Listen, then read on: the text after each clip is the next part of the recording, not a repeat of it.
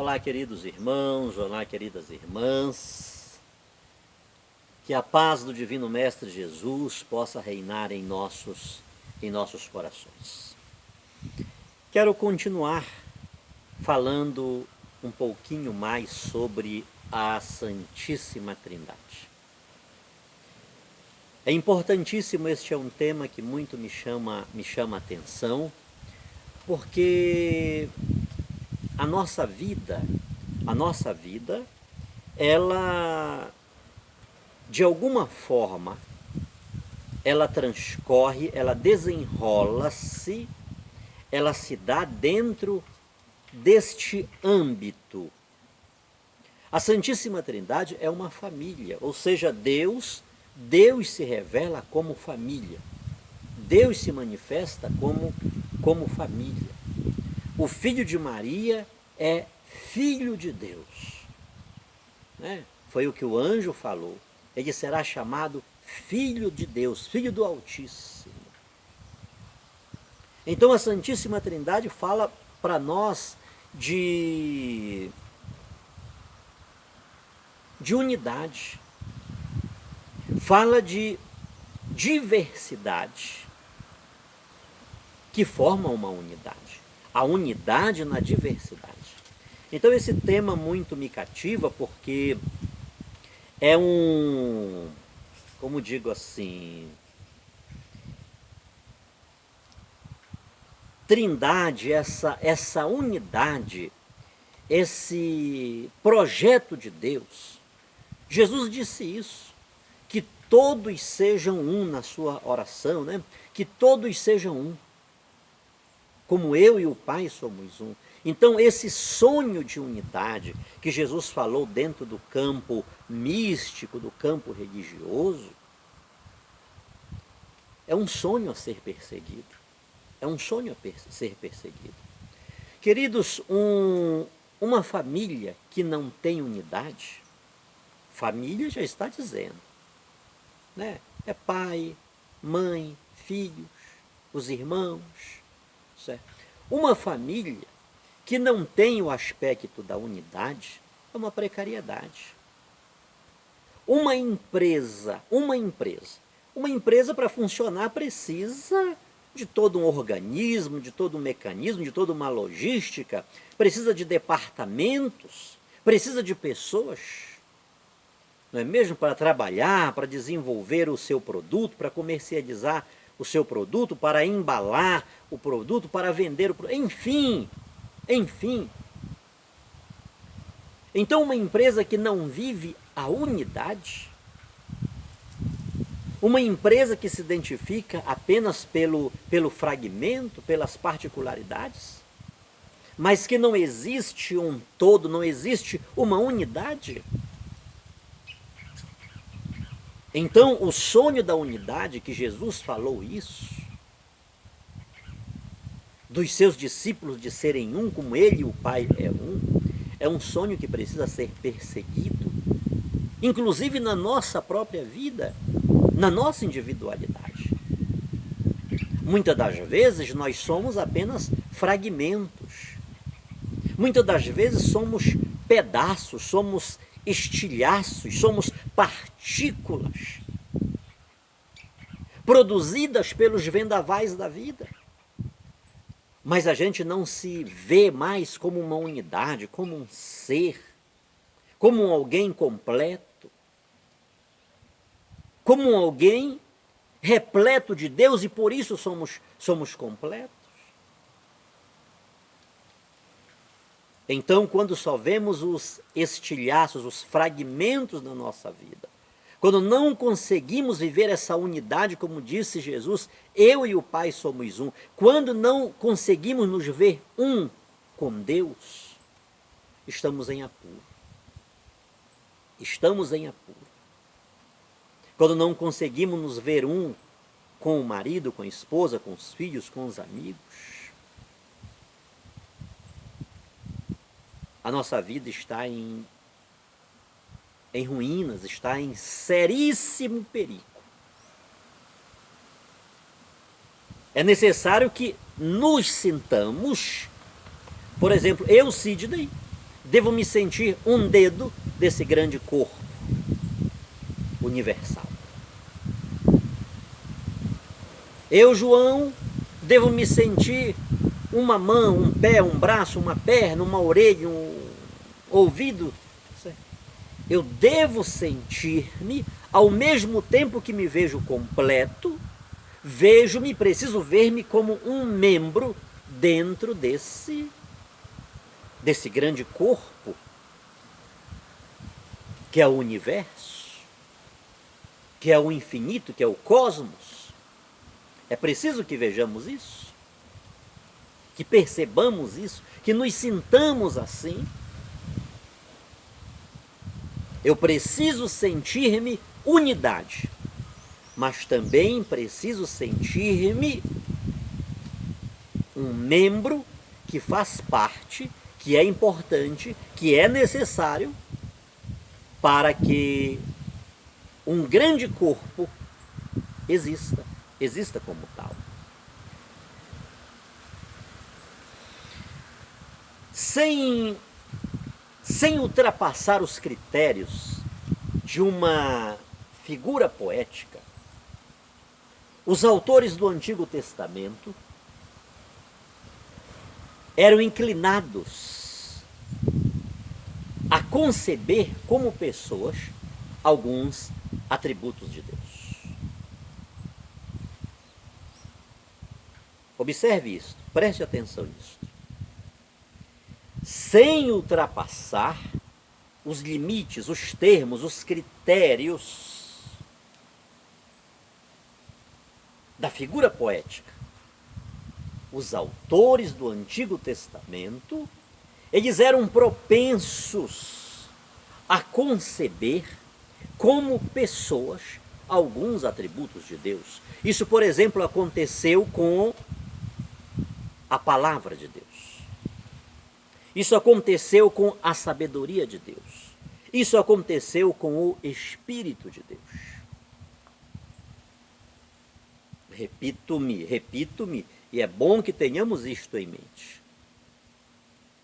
Os autores do Antigo Testamento não disseram que a sabedoria era uma pessoa, que a palavra era uma pessoa, que o Espírito era uma pessoa. Eles tinham a plena noção, eles tinham a plena consciência que eles estavam fazendo uso de uma figura poética, de uma figura literária, para falar daquele atributo de Deus. Mas eles deixaram uma brecha, eles deixaram uma pista para que o Novo Testamento desenvolvesse o pensamento judaico. E vamos ver isto. Como eles chegaram, por exemplo, à noção de Santíssima Trindade. Não havia outro jeito. Não havia outra forma de explicar a Deus. Não havia uma outra possibilidade de fazer teologia sobre Deus sem o critério da Santíssima Trindade. É importante que observemos isto. É importante que olhemos para o Antigo Testamento e busquemos saber um pouco do como esta doutrina trinitária foi se desenvolvendo e, como já disse, uma doutrina que não está contra o Antigo Testamento, não está contra o Novo Testamento. Depois veremos isso nos padres apostólicos, porque as sentenças trinitárias, elas são muitas. Estão ao nosso alcance. Mas teve um processo, teve um caminho, e teve um cidadão que teve um papel fundamental nessa história. São Paulo. São Paulo teve um papel de capital importância para que chegássemos a este conhecimento de Deus uno e trino. Por exemplo, São Paulo, iluminado pela revelação cristã e partindo de sua própria experiência, por sinal uma experiência teofânica, foi às portas de Damasco, indo para perseguir os cristãos que ali se encontravam e se encontrassem. Paulo, até então Saulo de Tarso, simplesmente Saulo de Tarso, ele esteve mergulhado em uma experiência, em uma atmosfera teofânica, uma luz forte. Mais tarde ele vai descrever essa luz, que ela era mais forte que o sol quando na sua força resplandece. Era uma luz mais forte que o sol do meio-dia. Teve voz, teve queda. Ele estava em uma cavalgadura, ele estava montado em um cavalo, ele estava andando, estava indo a pé. O certo é que diz que ele caiu, e cada um acontecimento desse tem uma importância fortíssima para a teologia, para o desenvolvimento da teologia, porque tem significados. A voz, a luz, a queda, as pessoas que ouviram, que estavam com ele, que ouviram a voz, mas não viram ninguém. Então São Paulo, iluminado pela revelação cristã e partindo daquela sua própria experiência, uma experiência fulminante, uma experiência teofânica, ele releu os textos do Antigo Testamento. É bom que se diga, ele releu todo o Antigo Testamento e descobriu no Antigo Testamento, sobretudo naquelas passagens convergentes, naquelas passagens pertinentes ao tema, ele descobriu naqueles textos uma alusão à segunda pessoa da Santíssima Trindade. Um dos atributos divinos que serviu de base para a distinção das pessoas divinas foi o atributo da sabedoria. Veremos isso. Deixe apóstolos a sua Bíblia, um exemplar da Bíblia, porque será de suma importância para nós vermos esses fatos dentro da palavra de Deus, da Escritura Sagrada. Por favor, meu querido irmão, por favor, tente imaginar um judeu fariseu, um judeu do partido dos fariseus, instruído aos pés nada menos que do doutor Gamaliel, uma sumidade em judaísmo, uma sumidade em Torá, uma sumidade em tudo que dizia respeito os 10 mandamentos, as 613 leis que foram feitas daqueles 10 mandamentos. Era uma autoridade. Imagine um judeu do partido dos fariseus, perseguidor dos cristãos. Perseguidor dos cristãos, e isso até a morte. Que agora, partindo de uma experiência pessoal, passa a defender o que perseguia. Mais que defender o que perseguia, mais que ele passa a ver tudo, mas tudo mesmo, inclusive todo o judaísmo, toda a sua formação judaica, a partir daquele que lhe apareceu no caminho de Damasco.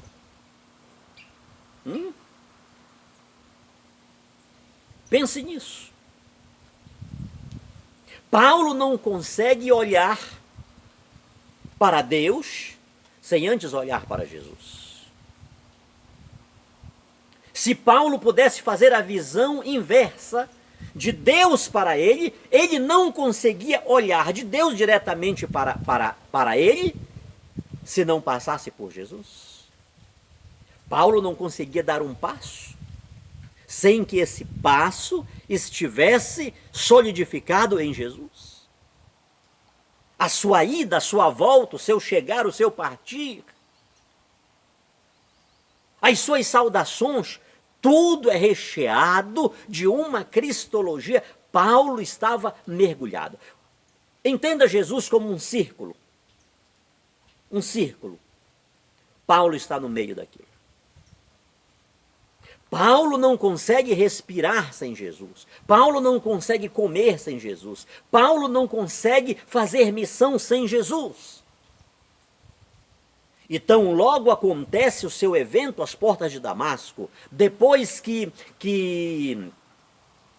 Ananias esteve lá com ele na casa de Judas, Paulo imediatamente começa a pregar nas sinagogas, a dizer que Jesus é o Messias. Repito-me, tente imaginar um judeu cristão que antes perseguia, um judeu que perseguia os cristãos. Um judeu que levava os cristãos até as últimas consequências, a morte. Quando da morte de Estevão, Saulo estava presente, Saulo estava consentindo, estava sob sua custódia as vestes daqueles que apedrejaram, que lapidaram Estevão. Ele consentia em número, grau e gênero na perseguição até a morte dos que se diziam cristãos.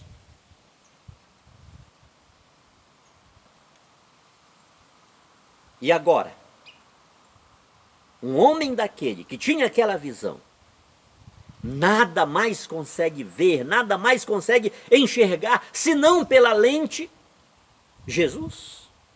Isso é importante. Isso aqui é de suma importância, veja Atos capítulo 9. Atos capítulo 9.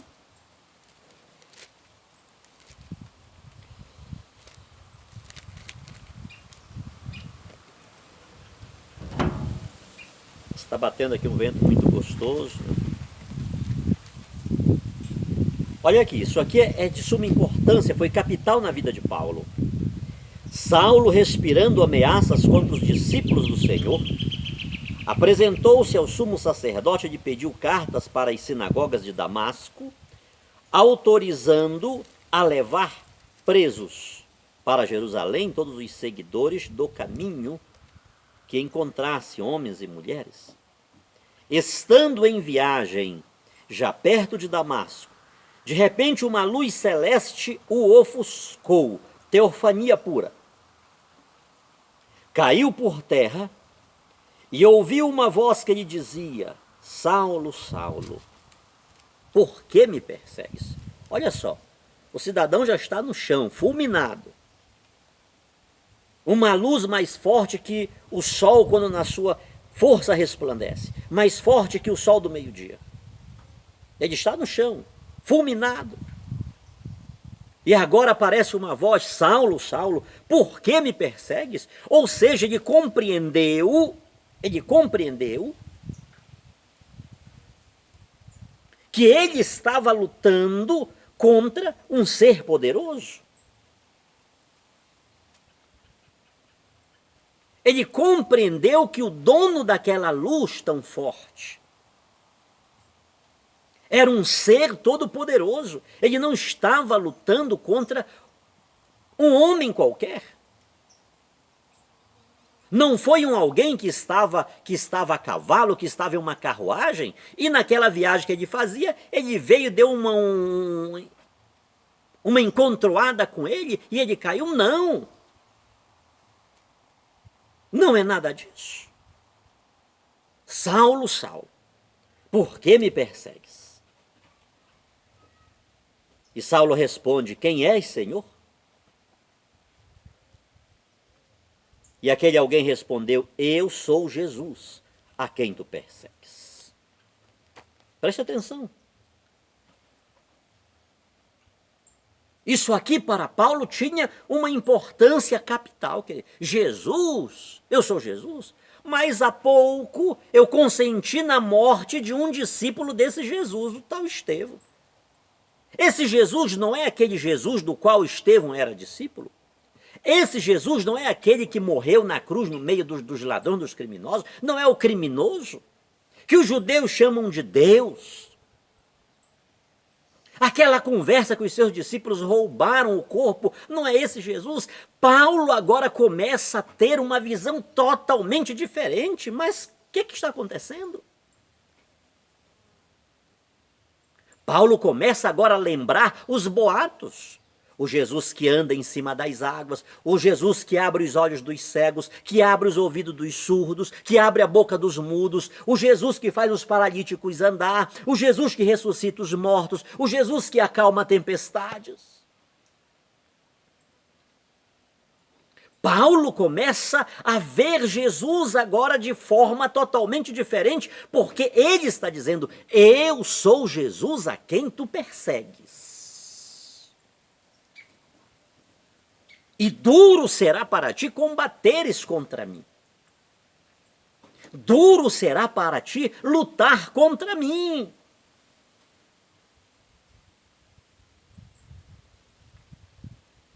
Embora Paulo mais tarde vá desenvolver o grande aspecto do crucificado, é o que mais interessa para Paulo, é os sofrimentos de Cristo. A credencial do verdadeiro discípulo de Jesus são os sofrimentos, são as perseguições. Eis porque Paulo mostra o seu corpo, no seu corpo, as marcas do verdadeiro apostolado. Infelizmente as coisas estão todas invertidas, né, queridos? Hoje alguém para mostrar que é um apóstolo de Jesus, ele tem que estar numa BMW, ele tem que ter um bom apartamento, ele tem que ter seguranças, ele tem que estar blindado, ele tem que morar em um lugar que esteja todo monitorado por câmeras, por satélites. Não se quer saber de sofrimento. Isso aqui foi capital para Paulo, queridos irmãos. Observe, mais uma vez, preste atenção, tente imaginar um judeu instruído aos pés do maior dos mestres daquela época, do doutor Gamaliel. Pense num judeu fariseu, perseguidor de cristãos, e que agora, a partir de uma grande experiência, ele começa a ver tudo a partir da lente de Jesus. Aquelas 613 leis que os judeus fizeram, ele começa a olhar para aquilo tudo a partir de Jesus. Ou seja, sem Jesus aquilo tudo é lixo, aquilo não vale nada, aquilo não tem importância. Paulo não consegue piscar sem Jesus, ele não consegue dormir sem Jesus, ele não consegue acordar sem Jesus, ele não consegue caminhar sem Jesus. Será que isso diz alguma coisa para mim, para você?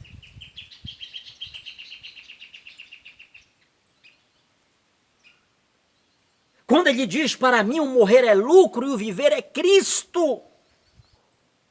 Sem Cristo a minha vida não tem sentido, sem Cristo a minha vida não tem razão, sem Cristo eu não vou a lugar nenhum, sem Cristo eu nada sou.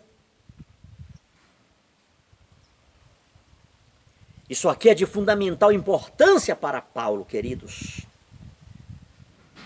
Eu sou Jesus, a quem tu persegues. Agora levanta. Olha lá o que o crucificado está dizendo para ele. Agora levanta. Entra na cidade. E aí te dirão o que deves fazer. Está entendendo, irmãos?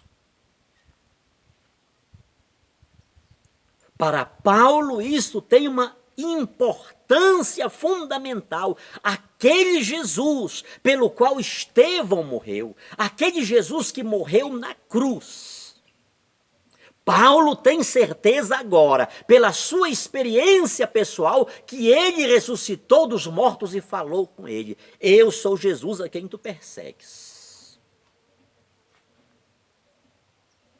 Entra na cidade. Lá te será dito o que deves fazer? Havia em Damasco um discípulo chamado Ananias. Numa visão o Senhor lhe disse: Ananias. Ananias respondeu: estou aqui, Senhor. E o Senhor a ele: dirige-te à rua principal e procura em casa de Judas um certo Saulo de Tarso. O encontrarás orando. Numa visão Saulo contemplava certo Ananias, que entrava e lhe impunha as mãos para que recuperasse a visão. Ananias respondeu: Senhor, ouvi muitos falar desse homem e contar todo o mal que fez aos consagrados de Jerusalém. Agora está autorizado pelos sumos sacerdotes para prender os que invocam teu nome. O Senhor respondeu: vai, pois ele é meu instrumento escolhido para difundir meu nome entre pagãos, reis e israelitas. Eu lhe mostrarei o que deve sofrer por meu nome. Vai, Ananias. Eu lhe mostrarei o que deve sofrer por meu nome. Hoje ninguém quer sofrer. Tem um negócio que está estranho, queridos irmãos. Tem algo que não está batendo entre a mensagem de Jesus, entre Jesus e os discípulos de Jesus. Não está casando. Tem um negócio aí que está... é antônimo. É o contrário, é paradoxal. As pessoas querem mostrar Jesus no seu vestir, nos seus teres. É o ter que está querendo definir quem é o discípulo de Jesus. Aquele que tem a casa melhor, o carro melhor, o avião melhor, os apartamentos melhores. E para Paulo, ser discípulo de Jesus significa ter a credencial das marcas de Cristo estampadas no próprio corpo. Ele chega a dizer: eu carrego no meu corpo as marcas que faltaram aos sofrimentos de Cristo. Não que o sofrimento de Cristo tenha sido incompleto.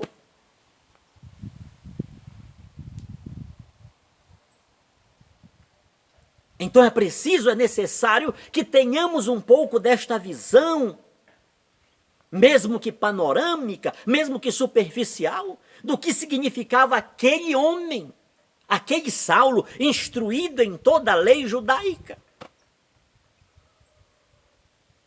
Paulo vinha a ser um segundo Gamaliel, quiçá, se não, mais ainda.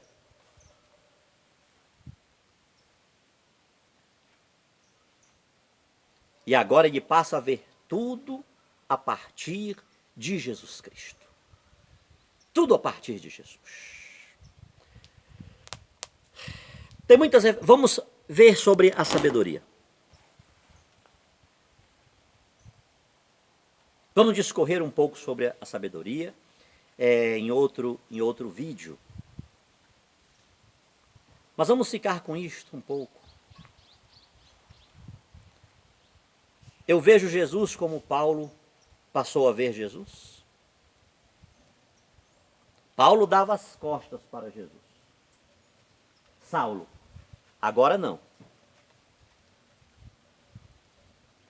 Agora Saulo diz: para mim o viver é Cristo. Sem Cristo não tem por que eu continuar neste mundo. Não tem por que eu viver nesta terra sem Jesus. O que Jesus significa para mim e para você, meu irmão? Que importância Jesus tem na minha e na tua vida? Que importância Jesus tem na minha e na tua casa? Que importância Jesus tem no meu e no teu trabalho? Quem são os meus amigos? Os meus amigos são amigos de Jesus?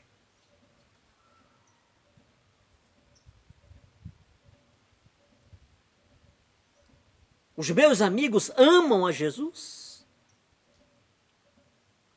Vamos falar sobre a sabedoria.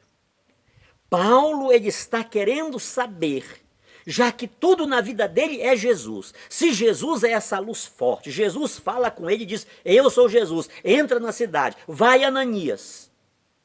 Eu farei saber o quanto ele vai sofrer pelo meu nome. Esse Jesus não é um qualquer. Esse Jesus tem um aspecto transcendente, tem um aspecto metafísico. Ele é poderoso, ele não é qualquer. Aquilo que disseram, aquilo que os judeus contaram, que tinham roubado o corpo de Jesus, isso é mentira. Eu tenho certeza que ele ressuscitou, porque ele apareceu para mim, falou comigo, ele falou algo para Ananias, e de fato aquilo estava acontecendo. Tudo bateu, tudo casou. O que foi falado, o que ele falou é verdade. Ele vive, ele reina. E Paulo quer ver onde está Jesus no Antigo Testamento, nas Escrituras judaicas, na Bíblia judaica. Ele quer saber onde está Jesus. E uma das coisas que ele vai dizer, onde está Jesus? Jesus está na sabedoria. Ele vai dizer lá em 1 Coríntios, no capítulo 1, versículo 24, que Cristo é a sabedoria de Deus. Cristo é a sabedoria de Deus. Então, esta demonstração, esta releitura, este desenvolvimento do pensamento judaico, ele vai ser de suma importância para aquilo que mais tarde a igreja vai estabelecer como a doutrina da Santíssima Trindade. É bom que se diga que a doutrina da Santíssima Trindade, ela está tanto no Antigo como no Novo Testamento. Ela não é alheia aos escritos bíblicos, ela não é alheia aos apóstolos, ela não é alheia aos padres apostólicos, e o próprio Senhor Jesus, ele disse que era para batizar todas as nações, em nome do Pai, do Filho e do Espírito Santo. Um grande abraço, nos veremos logo.